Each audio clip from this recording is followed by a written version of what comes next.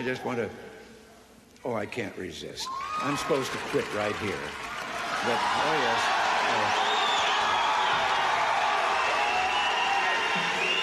But in view of the vast things that I just said, I don't know whether you know it or not, but I have a new hobby. I am collecting stories that I can actually prove are told among the Russian people. They make them up themselves, they tell them between themselves, reveals they got a great sense of humor, and they've also got a little cynical attitude about things in their country. And one of these stories, the one I'm going to tell you, I told to General Secretary Gorbachev, and he laughed. The story was an American and a Russian arguing about their two countries, and the American said, look, in my country, I can walk into the Oval Office, I can pound the president's desk and say, Mr. President, I don't like the way you're running our country. And the Russian said, I can do that. The American said, you can? He says, yes. I can go into the Kremlin to the General Secretary's office, pound his desk and say, Mr. General Secretary, I don't like the way President Reagan's running his country. Speaker, Mr. President, distinguished members of the Congress, honored guests, and fellow citizens. Today marks my first State of the Union address to you, a constitutional duty as old as our republic itself. President Washington began this tradition in 1790 after reminding the nation that the destiny of self-government and the preservation of the sacred fire of liberty is finally staked on the experiment entrusted to the hands of the American people.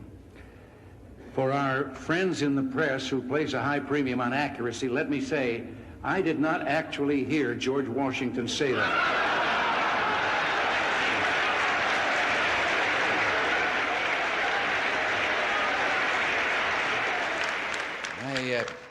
I can define middle-aged. That's when you're faced with two temptations and you choose the one that'll get you home at 9 o'clock.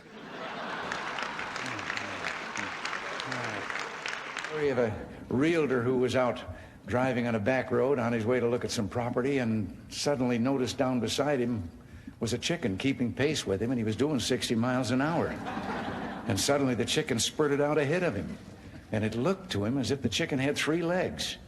And then it turned and went down a sign road and into a barnyard, and the driver turned down that lane, drove into the barnyard. There was a farmer there, and he asked him, he said, did you see a chicken go by here? And the farmer said, yep. He says, did it have 3 legs? And the farmer says, yep. I raise them that way. I breed them. He says, you do? He said, how come? Well, he said, I just love the drumstick, and Ma always liked the drumstick, and now Junior's come along, and he likes it, and we just got tired of fighting over it. So I've been breeding 3-legged chickens. And the driver said, well, how do they taste? He says, I don't know. I haven't been able to catch one yet. Now, there's nothing I enjoy more than a little country humor. One of the great things about having you here is that I get to tell a farm joke. Now, first I need a setting, but Rick, you're from Kansas, right? You bet. Okay, this takes place in Kansas.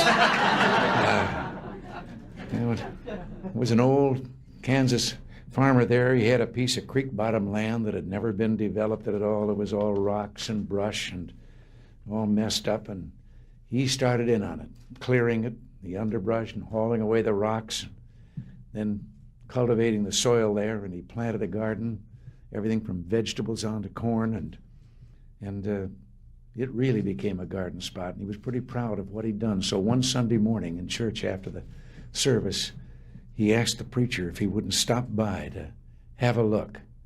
Well, the preacher arrived, and he took one look, and he said, oh, this is wonderful. He said, these are the biggest tomatoes I've ever seen. Praise the Lord. He said, those green beans, that squash, those melons, he said, the Lord really has blessed this place. And look at the height of that corn. He said, the God has really been good. And the old boy was listening to all this, and he was getting more and more fidgety, and finally he blurted out, Reverend, I wish you could have seen it when the Lord was doing it by himself.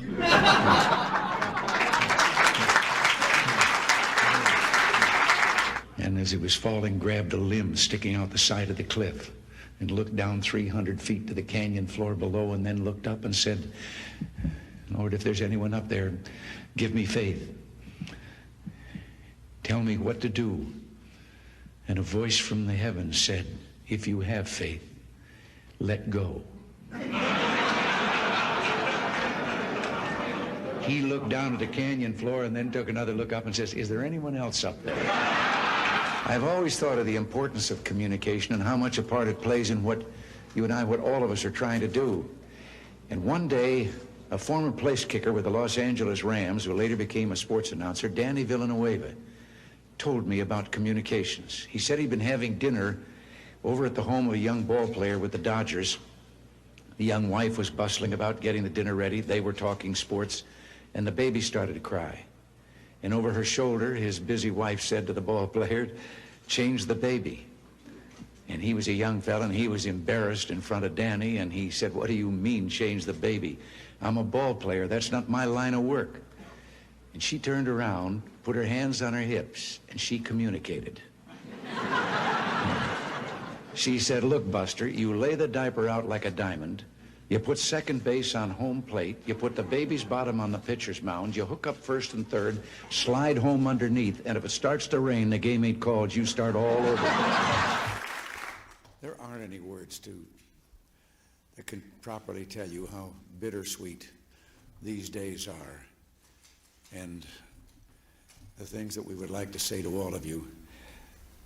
You know, I keep remembering back, and not too far, when someplace along the line there would always be a picture of a president standing in the Oval Office, looking out the window, usually the picture from behind, and he's standing there, and then his words are quoted as a tag for that picture about, this is the loneliest place, and what a lonely, and so forth.